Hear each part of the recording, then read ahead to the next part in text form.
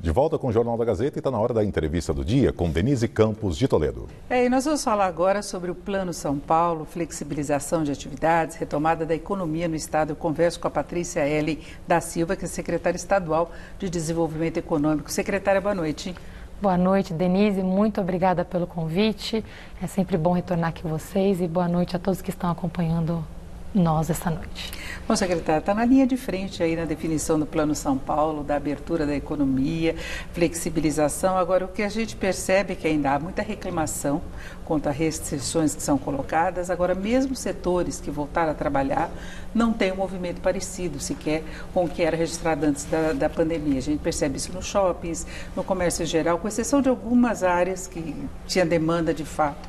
Eu queria saber, do ponto de vista econômico, qual a sua expectativa, como é que se pode estimular, porque não há interesse em estimular de fato que as pessoas façam compras demais nos shoppings, pessoalmente, que congestione, provocando aglomeração, né? Como é que fica a economia? Então, esse é o nosso grande desafio do momento, né? Desde o início dessa pandemia, o governador João Dória sempre destacou que o maior desafio não seria a quarentena, mas sim a recessão causada pelo Covid-19. E nós estamos vivenciando isso. Aos poucos, com a retomada econômica, nós percebemos que as pessoas também, elas sabem que o vírus ainda está presente, a recomendação ainda é de isolamento, mas independente disso, o impacto global que nós tivemos dessa pandemia é um impacto que vai ser recuperado no médio e longo prazo.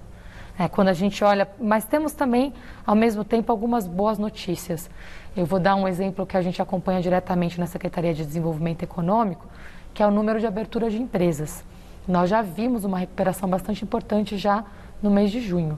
No ano passado, nós tivemos 220 mil empresas abertas, foi o recorde em 20 anos, e somente no mês de junho, nós tivemos 15.823 empresas abertas. A média no ano passado foi entre 16 e 18 mil. Então, isso é uma boa notícia, que a gente vê a resiliência dos nossos empreendedores e como é que essa atividade econômica já começa a ter uma retomada.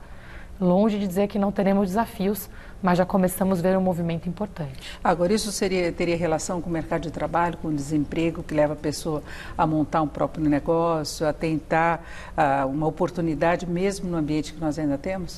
Sem dúvida, isso é um desafio também, no caso do Brasil, que a gente sempre fala que a gente tem muitos empreendedores por necessidade. A gente gostaria de ter mais aquele empreendedor, aquela empreendedora que está empreendendo pela oportunidade, pela ideia, mas de fato é uma realidade que nós vivemos, que um dos impulsionadores do empreendedorismo é a necessidade, e para que a gente possa trabalhar para dar melhores condições para esses empreendedores, a gente precisa estimulá-los a fazer capacitação, qualificação técnica, melhorar a gestão das empresas e ter acesso a capital de giro, né? Então esse crédito, microcrédito, no início e durante essa crise é muito importante. Agora, essa questão do crédito está mais resolvida em São Paulo, porque a gente teve uma reclamação geral dos empresários desde o começo. O governo federal lançou uma série de medidas, ajustes em relação ao que foi lançado. Hoje, os programas de São Paulo estão registrando uma liberação maior de crédito, de fato? Esse tema ainda precisa ser equacionado. Todos nós tínhamos uma expectativa que essa ajuda de crédito do governo federal chegasse e chegasse rapidamente. Não é só se chegar, mas é quando chegar e como chegar. Os empreendedores estão relatando assim, muita burocracia, muita dificuldade. Mas no acesso através do governo do estado, que nós fazemos através do Banco do Povo e da Desenvolve São Paulo, nós já oferecemos 650 milhões em crédito e estamos agora com uma linha em parceria com o Sebrae, através do programa Empreenda Rápido, aberta no ar, com disponibilidade de empréstimos. Agora, secretária, antes se falava na possibilidade de um desenvolvimento maior do estado de São Paulo, dividindo as regiões de acordo com a vocação de cada uma delas. Nós chegamos a falar aqui sobre isso. Hoje, São Paulo está dividido por regiões aí de acordo com as fases de abertura, em função de coronavírus, e com idas e vindas, em algumas situações ainda críticas em São Paulo. E aí, como é que fica esse planejamento econômico diante dessa condição imposta pela pandemia? Esse planejamento passa a ser ainda mais importante. O olhar regional, ele é muito fundamental para a gente entender as vocações e como as cadeias produtivas funcionam e podem ser adensadas. Durante o coronavírus, agora, na pandemia, nós olhamos o recorte regional por região administrativa, mas também por DRS, por Diretoria Regional de Saúde, porque o recorte de saúde ele é muito importante na gestão da pandemia. Mas são cortes muito parecidos. Então, trabalhando em parceria com o secretário Marco Vignoli, a gente está exatamente dando esse próximo passo no desenvolvimento econômico regional e reforçando o programa dos polos de desenvolvimento econômico. Nós estamos lançando agora uma plataforma que chama Negócios do Bem, exatamente para adensar essas cadeias produtivas por região. Então, qual que é o mapa daquela região, qual que é a vocação daquela região? Nós temos hoje 12 polos de desenvolvimento econômico, né, e a gente faz o acompanhamento deles diariamente, mapeando gargalos, para ver como é que nós podemos acelerar essa retomada. Porque antes se pensava, inclusive, na possibilidade de uma flexibilização maior de mão de obra. Então, está faltando emprego numa região, a pessoa pode ir para outra região. Se pensar nessa mobilidade hoje, é uma situação muito mais difícil. A mobilidade é um desafio que nós temos hoje, mas as micro-reformas são uma possibilidade muito grande. E o secretário Henrique Meirelles está liderando agora também nosso trabalho de retomada econômica 21-22, para que nós tenhamos ali os grandes pilares dessa reestruturação e iniciemos também ano que vem, ou na verdade vamos retomar o nosso trabalho de atração de investimentos que foi feito com muitos bons resultados ano passado. Inclusive foi um tema, né, que a gente conversou lá atrás, e a ideia é exatamente retomar esse trabalho agora. Existe um espaço muito grande, existe uma liquidez no mercado e São Paulo tem todo o DNA aqui para fazer a captação desses recursos, mas um trabalho estruturado precisa ser realizado e é o que está sendo feito agora também. E aí seria a retomada também daquela busca por investimentos, capital externo, num contexto de recessão global. Exatamente, atração de investimentos, investimentos para infraestrutura, capital estrangeiro de fundos soberanos, mas de fundos privados também. E os fundos privados precisam de alternativas de investimento, porque as taxas de juros caíram muito. Então, existe uma oportunidade muito grande para esses investidores, com o olhar de um Estado, com a estabilidade que São Paulo tem, com a força institucional que tem, a gente está trabalhando exatamente nesse programa para poder atrair esses investimentos. Agora, secretária, São Paulo já tinha uma certa dificuldade relacionada ao país. Eu lembro que eu te questionei uma vez a respeito disso, de problemas políticos do Brasil que acabavam deixando o investidor externo mais cauteloso, questões institucionais do Brasil, falta de regras e tal. Agora, o Brasil, nas últimas semanas, a gente percebe que ele passou a ser mais questionado pela forma como se lidou com a pandemia de uma forma geral, não é? E a questão do meio ambiente. São duas coisas que estão muito presentes nas discussões internacionais. Aí como é que o Brasil pode São Paulo pode se desvincular dessa situação toda de avaliação pior do Brasil? Eu acho que a forma mais direta de São Paulo se desvincular é com a verdade.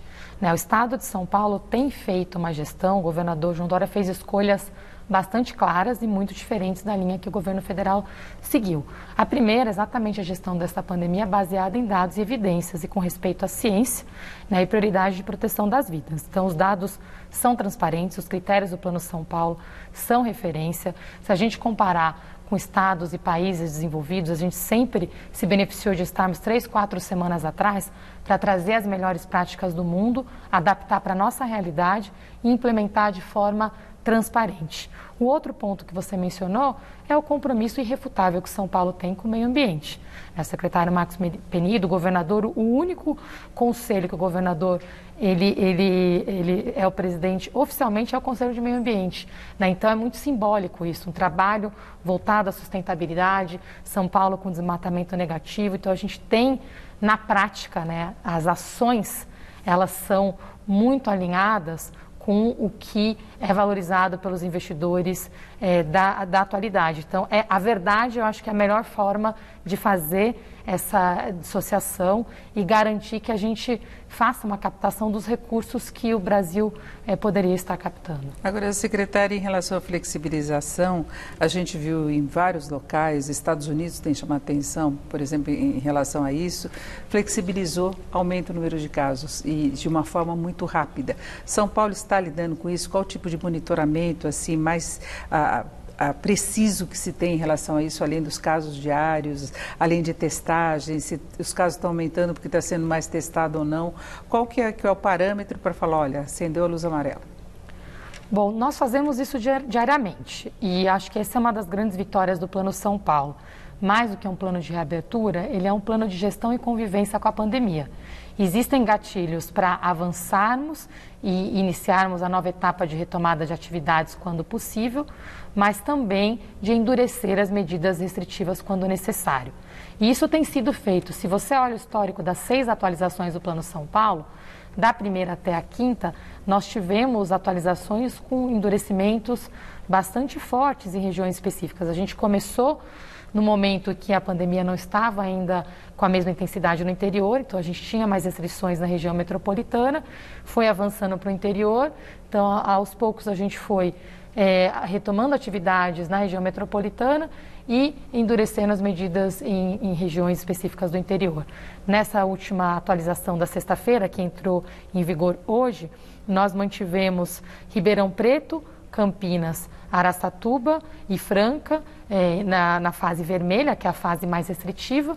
Avançamos regiões da região metropolitana, Baixada Santista e Registro para amarela e mantivemos a maior parte do estado no laranja. Então a gente tem regiões em 3 fases diferentes do Plano São Paulo, com aplicação de medidas de formas diferentes, mas isso é acompanhado diariamente para que possamos tomar as medidas necessárias. O complicado é que está avançando no interior, que tem menos assistência médica, né?